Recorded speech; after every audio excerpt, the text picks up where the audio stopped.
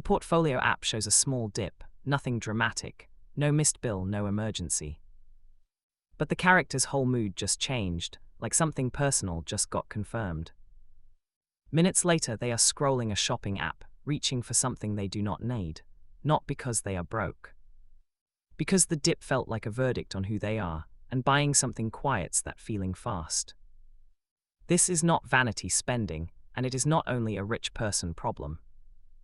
By the end, you will understand the exact loop that fuses a number to your identity, and the first move that starts separating them again.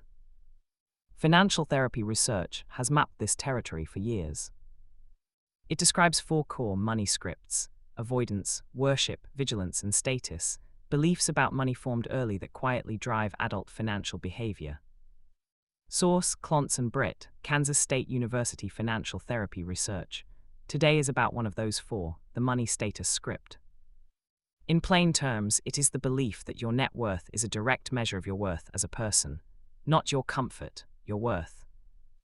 Curious neighbor asks the obvious thing, but they clearly have money. Why would they feel bad about a small dip?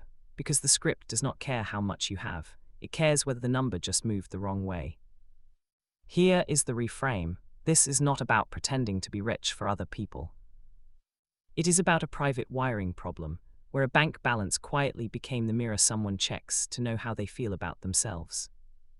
Money scripts like this usually start early, often in households where achievement and money got praised together, or where financial stress made a bigger number feel like safety and approval rolled into one. Here is the loop in full: net worth dips, self-worth dips with it, discomfort rises fast, a purchase patches the feeling. And the spending itself nudges net worth down again, setting up the very next dip. The relief from the purchase almost never lasts, because the purchase never touched the actual belief. The belief that the number defines the person is still sitting there, waiting for the next dip to reactivate it. So let's walk through 3 common coping patterns inside this loop, using the same lens each time: vibe, trade-off, and hurdle. Patch buying. Hiding purchases, chasing a bigger target number. Pattern 1 is patch buying. The vibe is instant relief. A rough afternoon becomes bearable within minutes, and for a moment the uncomfortable feeling genuinely goes quiet. The trade-off is that the fix does not require the item to actually matter. Plenty of patch purchases end up unused, because the purpose was never the object. It was the 2 minutes of relief during the transaction. The hurdle is that patch buying trains the brain to expect this exact fix. Over time, an uncomfortable feeling and a purchase become linked so tightly that skipping the purchase can feel almost unbearable. Pattern 2 is hiding purchases from a partner or from yourself in your own budget. The vibe is a strange kind of privacy, protecting a coping mechanism from anyone who might question it. The trade-off is a slow erosion of trust, both with a partner and with your own numbers. A growing miscellaneous category is often where hidden patch spending lives, and it rarely matches the real household picture. The hurdle is that hidden spending eventually surfaces, usually at the worst moment: a shared account review, a tax season, or a bigger purchase that suddenly does not add up the way it should. Pattern 3 is chasing a bigger target number instead of spending it away. The vibe is productive, even admirable from the outside. Working harder, saving more, and watching the number climb. The trade-off is that the target keeps moving. Reaching last year's goal rarely produces lasting relief, because the goalpost quietly slides further out the moment the old number is finally reached. The hurdle shows up in survey data too. The net worth figure people say defines being wealthy has kept climbing across recent annual surveys of high earners. The finish line moves for almost everyone chasing it this way. Here is the middle turn. This script does not require being broke, and it does not disappear once someone becomes wealthy. Genuinely comfortable people can carry this exact anxiety, while a modest-income household with a different script can feel calm. There is a cruel irony here too.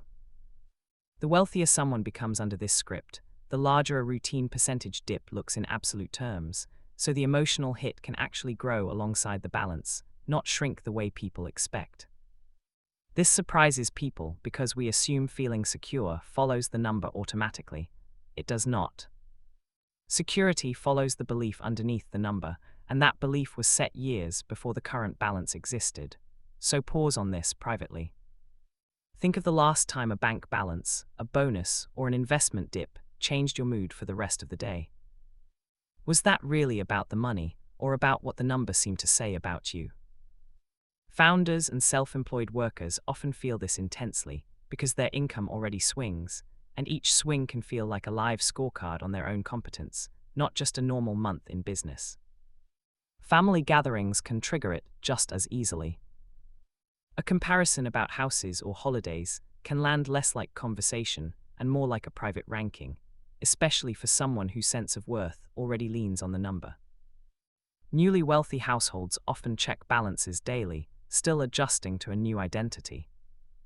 Households with long-held wealth sometimes feel this less sharply, simply because the number stopped being new information decades ago.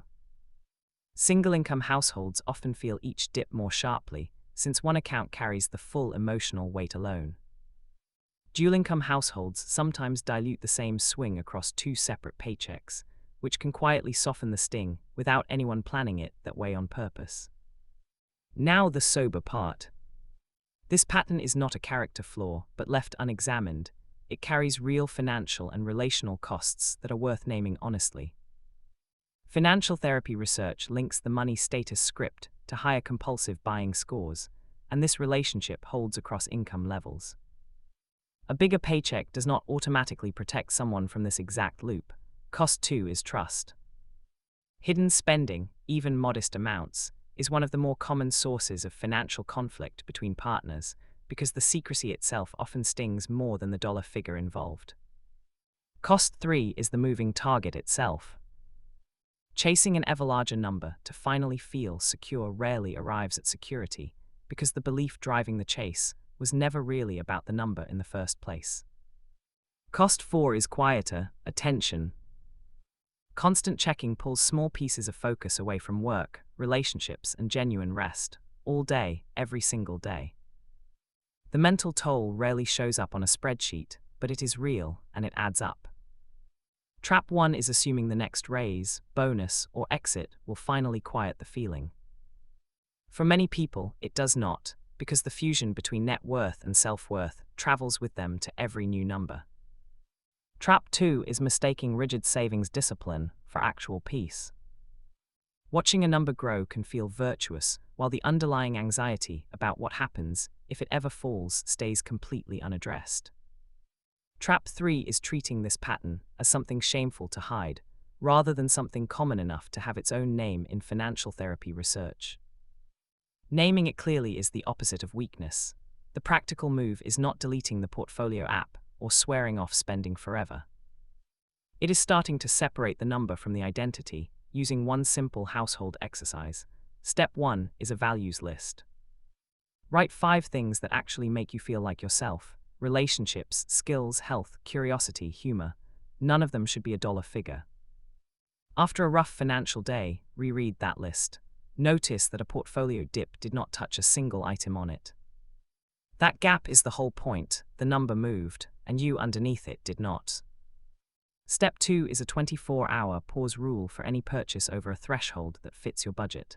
If the urge to buy survives a full day, it is a decision. If it fades, it was likely the loop talking, not a real need. Step 3 is tracking net worth on a fixed schedule, such as once a week, instead of checking constantly. Less frequent checking gives the number less power to hijack your mood in the middle of an ordinary day. If patch spending, hiding purchases, or constant checking feels genuinely hard to shift alone, a financial therapist or counselor trained in these exact patterns can help far more than yet another budgeting app or spreadsheet ever will. If a partner is involved, share the values list exercise together instead of only discussing the spending. It reframes the conversation away from blame and toward understanding what each person is actually chasing underneath the number. Progress here rarely looks dramatic. It looks like noticing the twinge, naming it, and closing the app without reaching for anything else at all. That small pause, repeated often enough over weeks, is where the loop actually starts to loosen. You are not weak for feeling this, and you are not alone in feeling it either. The wiring formed long before this year's balance existed. You are simply early in noticing it, which is the actual first step nobody skips successfully. That dip will still show up sometime this year, maybe even this week. The difference is what sits beside it now: a values list, a pause rule, and a little more calm underneath the number.